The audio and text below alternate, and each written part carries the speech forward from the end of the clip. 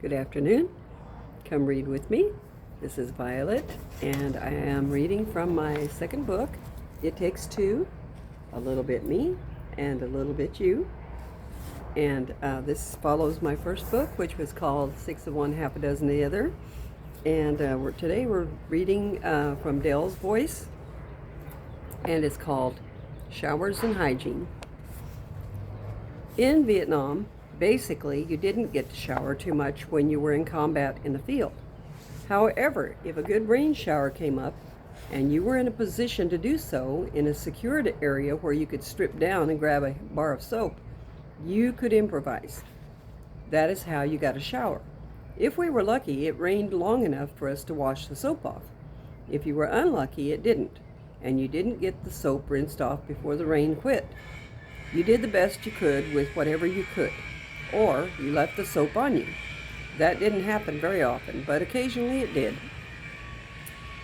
There was a lot of noise over here. We got roofing going on behind me and somebody over next door doing something too, so excuse the noise.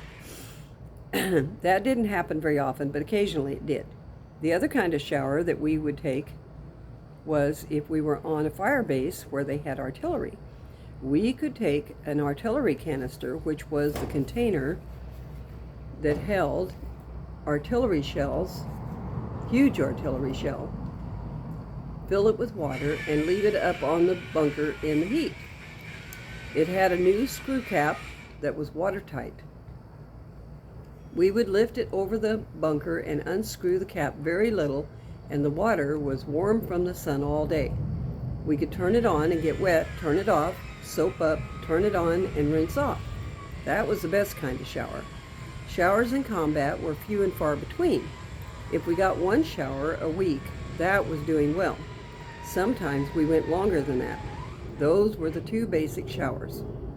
Changing clothes. We had one pair of fatigues.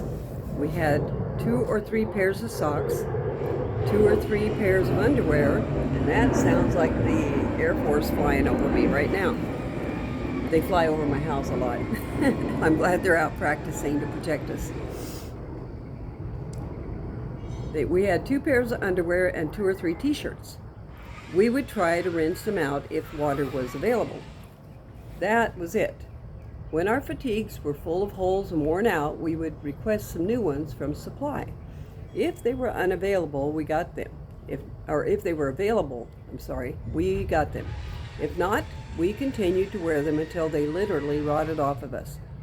No name tags were on the fatigues. We had little metal tags that showed our rank that attached to the collar of the shirt. So we could get a new set of fatigues and be back in action in no time at all. If we could get the fatigues. Basically, that was one part of our field hygiene. The other part of field hygiene were toilets. On the fire base, we filled sandbags and piled them on 2 ends of a trench and put the 2 poles across from sandbag to sandbag. On top of that, we put 2 more sandbags and set them with a gap in between. That was our toilet. You sat on the 2 sandbags, took your dump between the 2 sandbags into the trench. There was absolutely no privacy because the sandbags and the trench were right out in the open. So if you were going to take a dump, you did it right in front of everybody, which to me was humiliating. The other toilet was called a slit trench for 1 man. If we were out in the woods or on patrol, we were supposed to dig a hole, squat down over it, do our thing, and cover it up. All digging was done with an entrenching tool. An entrenching tool is a small collapsible shovel. Some of them had a pick and a shovel that would fold down and go into a little pouch that would hook to our packs. The handle was 16 inches long. A very small shovel, but it was a very useful tool.